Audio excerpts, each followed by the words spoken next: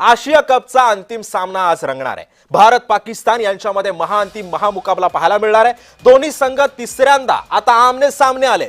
दुबईमध्ये हा सगळा आशिया कपचा अंतिम सामन्याचा थरार रंगणार आहे आणि त्यामुळे आता प्रत्येक भारतीयाला या सामन्याविषयीची अधिकच उत्सुकता शिगेला पोहोचली आहे।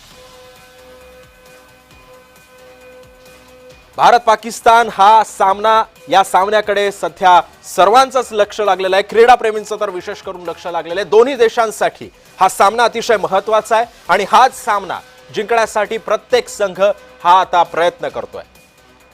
पाकिस्तानचा जर आपण इतिहास बघितला असेल तर आतापर्यंत मोठं अपयश या संघाला पचवावं लागलेलं आहे।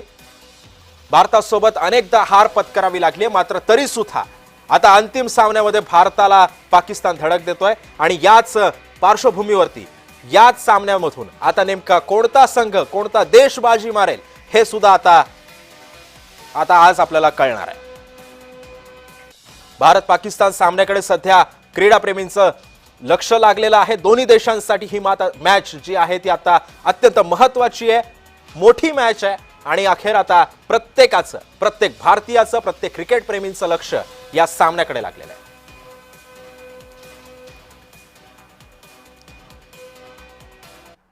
आणि या संदर्भामध्ये बोलण्यासाठी आपल्यासोबत ज्येष्ठ क्रीडा समीक्षक अभय गोवेकर सर आपल्यासोबत जोडले गेलेले आहेत। अभय सर, स्वागत आहे तुमचं जय महाराष्ट्रमध्ये।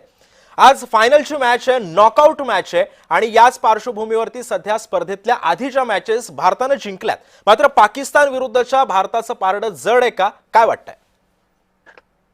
Thank you very much first of all की तुम्ही मला तुमच्या चॅनलवर आमंत्रित केलं। I am very grateful to you Siddharth. माझा बराचसा जो भार जो आहे तो सिद्धार्थने हलका केलेला आहे। आता जिथे स्वल्प विराम झाला तिथे पूर्ण विरामापर्यंत आपण दोघंही प्रवास करू। ज्या गोष्टी तुम्ही सांगितल्यात त्या सगळ्या गोष्टी एकदम टू गुड, आय अप्रिशिएट। आता महत्वाचं कसं आहे, दोन गोष्टी ज्या शेवटी बोलायच्या असतात त्या मी अगोदरच तुम्हाला सांगतो। आज जो नंतर आपण मूळ मुद्द्यांवरती येऊया, पण जो संघ आज या सामन्यामध्ये बॅटिंग, बॉलिंग आणि फिल्डिंग अपोजिट संघापेक्षा जास्ती चांगल्या रीतीने करणार, या व्यतिरिक्त जो हा सामन्याचा जो मानसिक जो बोजा आहे तो प्रत्येक खेळाडू कशा रीतीने हाताळतो यावर आपलं म्हणजे जय महाराष्ट्र, तुमचा संघ आणि मी एकत्रित मिळून एक चित्त एक मत यांनी आजच आपण आताच सांगूया की हे सर्व जर एकत्रित आपण जर चांगल्या रीतीने केलं तर आज आपण सामना आरामात जिंकू शकतो। आता हल्लीच्या या थोड्या काही काळापूर्वी ज्या काय गोष्टी झाल्या त्या गोष्टी विसरून ह्या सगळ्या गोष्टी केलेल्या आहेत। ज्या गोष्टी ICC म्हणा, पॉलिटिकल म्हणा आणि ज्या काय गोष्टी झाल्या, कुठेही लक्ष कॉन्सन्ट्रेट फक्त जे आहे ते आजच्या मॅचवर असणं गरजेचं आहे। आता मूळ मुद्द्यापासून आपण सुरुवात करूया। आजच्या मॅचच्या पूर्वी काल संघाच्या दोन्ही संघांच्या ज्या टीम मीटिंग असते, या टीम मीटिंग मध्ये संघ त्यांनी नक्की केला असणार। आता संघ निवड करत असताना की तुम्ही या संघामध्ये 6-5 किंवा 7-4 याचा अर्थ तुम्ही बॉलर्स किती घेतात, अष्टपैलू, विकेट कीपर आणि त्याच्यानंतर तुम्ही किती बॉलर्स घेतात, ह्याला म्हणजे जे मी आता तुम्हाला सांगितलं 7 फलंदाज आणि 4 गोलंदाज किंवा 7 फलंदाज आणि 4 गोलंदाज, 6 फलंदाज 5 गोलंदाज, या कुठच्या प्रकारे संघाची निवड करतात हे महत्वाचं। आता आजचा सामना जो आहे तो हाय व्होल्टेज आहे, याच्यामुळे पब्लिक जे आहे हे भरपूर, जे ऑडियन्स म्हणूया आपण त्यांना, कारण बऱ्याच जणांना क्रिकेट समजतं, याच्यामुळे आपण क्राऊड किंवा मॉब असं म्हणणार नाही, कारण क्रिकेट हा सज्जन लोकांचा खेळ आहे आणि सुशिक्षित सुसंस्कृत लोकांचा भरणा असतो याच्यात, म्हणून आपण त्यांना ऑडियन्स म्हणून हे विशेषण लावू। आता हे जे आहे त्याच्यानंतर जी होणारी बोंबाबोंब म्हणा, सगळ्या ज्या ज्या काय गोष्टी आहेत ह्या प्रत्येक प्लेअरनी दोन्ही संघाच्या हाताळता आलं पाहिजे. आता हे झाल्यानंतर हा जो हाय व्होल्टेज आहे, परत आज रविवार तुम्ही जर बघाल तर ह्या आखाती देशामध्ये शुक्रवार महत्वाचा असतो, पण आज पाकिस्तानचा आहे तो शुक्रवारच समजणार. जे काय त्यांचे ज्या ज्या काय विधी आहेत त्या करणार. आपल्या देशभर सगळीकडे होम हवन चालू आहे, त्या गोष्टी त्या आपल्याला रात्री कळतीलच. पण आपलं स्वतःचं कर्म आणि कर्तव्य आणि देशप्रेम याच्यावरती प्रत्येकाची कुवत जशी आहे, प्रत्येकाने कॉन्ट्रीब्युशन करणं गरजेचं आहे. हे जर झालं तर आपला विजय लांब नाही. आता खेळपट्टीवर येऊया. खेळपट्टी आता खेळपट्टी हा बोला बोला बोला. आता खेळपट्टी जी आहे आणि नाणेफेक. आता ही नाणेफेक जी आहे ते दोन प्रकारचे संघनायक असतात.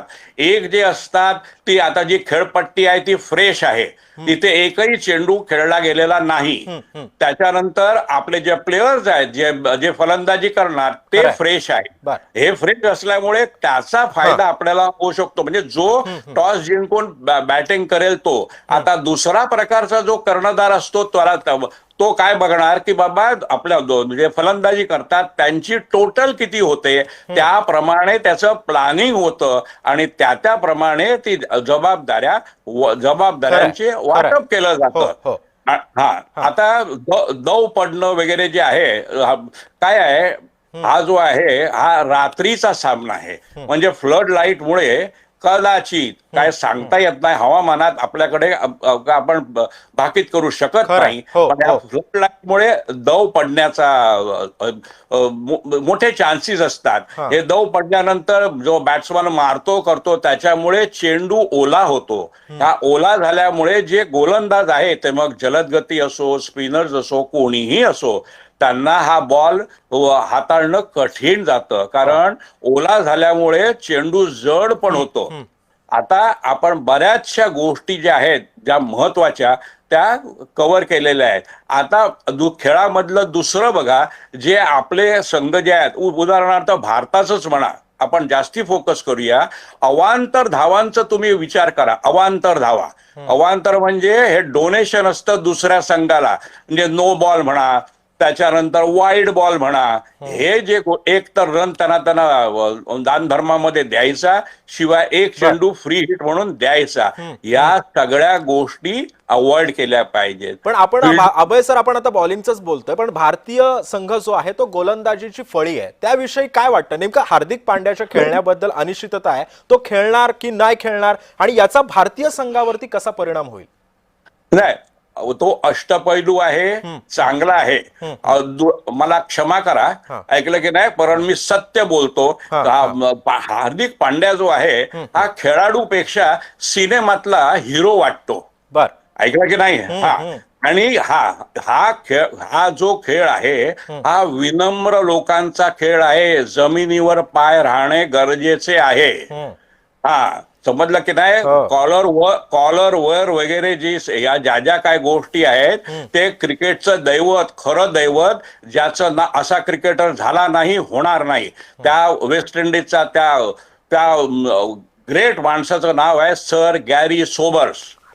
ऐकलं की नाही? ते त्यालाच फक्त शोभतं, पण बाकीचे विश्वामधले किंवा रोहन करायला गळ्यात त्याच्या रुमाल, हे सगळं असे जे महान लोकांनाच ह्या सगळ्या गोष्टी शोभतात. आणि आमचे जर असे करायला लागले, हे गॉगल बिगल कशाची गरज नाही हो. उद्या ब्युटी पार्लर, जसं आपल्याकडे हे कोचिंग स्टाफ आहे तसं उद्या ब्युटी पार्लर आम्हाला न्यावे लागणार.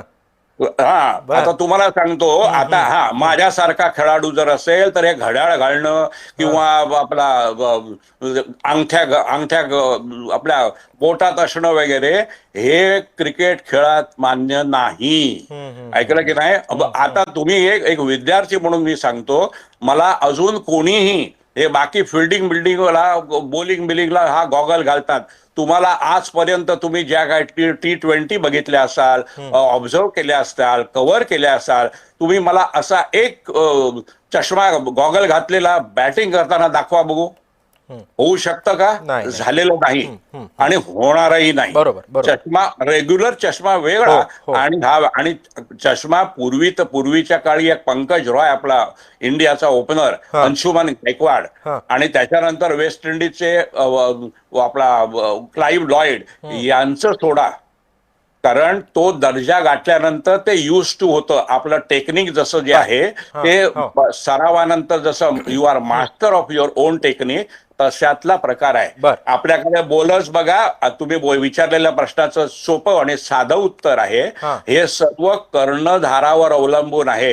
कर्णधारावर म्हणजे कसं, कुठच्या बोलरचा कसा कुठे कधी उपयोग करायचा हे त्याचं कौशल्य आहे. With the wind, against the wind. त्याच्यानंतर बाउंड्रीचं डिस्टन्स बघायला पाहिजे. सिद्धार्थ, बाउंड्री जी आहे पाठी पुढे आणि डाव्या उजव्या फलंदाच्या बाजूला जवळ काय आहे, ऐकलं की नाही, हे ह्या सगळ्या गोष्टींचा म्हणजे सामना जिंकायचा जर असेल तर विचार करणे गरजेचे आहे. बरोबर आहे सर, तुमचं म्हणणं अगदी बरोबर आहे. मात्र आणखी एका प्लेअर संदर्भात आपण बोलूयात, तो म्हणजे अभिषेक शर्मा. अभिषेक शर्मा हा तुफान फॉर्म मध्ये खेळतोय सध्या, पण अन्य कोणते फलंदाज आहेत ज्यांनी आता फायनल मध्ये आपल्याला धावा करून दिल्या पाहिजेत असं तुम्हाला वाटतं आता? बघा, ऐकलं की नाही, श्रीलंकेसारख्या संघाने वर्ल्ड कप जिंकलेला 1996चं साल असेल ते अर्जुन रणतुंगा. जयसूर्या का ह्या ओरिजिनल बॅट्समन नव्हता, नंबर 10चा बॅट्समन. आपला रवी शास्त्री पण त्याच नंबरला. त्याच्यानंतर ओपनिंग पर्यंत ते पोहोचले हे स्वतःच्या कर्तृत्वावर. त्या संघनायक रणतुंगाने जसं त्याच्या जयसूर्याला सांगितलेलं, मी असेपर्यंत गांगुलीने सहवागला दिलेलं वचन, म्हणजे मधल्या फळीतून ओपनिंग करायला, कळलं की नाही. कारण सेहवागचं उदाहरण देतो 1-2 मिनिटांमध्ये की बघा, पूर्वीचे आपले जे फलंदाज होते ते नवीन बॉल सोडायचे आणि जुना करायचे. आपल्याकडे पेस बॉलर नसताना पतौडीनी 66 साली वेस्ट इंडिजच्या किंवा त्याच्या नंतरच्या सामन्यात नवीन बॉल जमिनीवर घासलेला लोकांनी बघितलेला आहे. त्याच्यामुळे आजची परिस्थिती सर्व वेगळी आहे. तुम्हाला कळलं ना? त्याच्यामुळे कप्तान कसा कुणाचा वापर करतो. आता उदाहरणार्थ बघा, ह्या मॅच मध्ये पहिल्या 6 ओव्हरमध्ये किती रन्स केल्या जातात. रणतुंगाने 10 ओव्हरमध्ये 100चं टार्गेट त्यांना दिलं होतं. खरं आहे अभय सर. त्यामुळे आपण जर बघत असू तर या आजच्या सामन्याकडे सध्या सर्वांचंच लक्ष आहे. वेळेची आपल्याकडे मर्यादा आहे, त्यामुळे कारण हा विषय सध्या खूप विश्लेषणाचा आहे आणि आजच्या मॅच मध्ये नेमका कोणता संघ बाजी मारेल हे सुद्धा पाहणं महत्वाचं ठरणार आहे. अभय सर, धन्यवाद, तुम्ही आमच्यासोबत एवढं चांगलं आणि सखोल विश्लेषण केलं त्याबद्दल.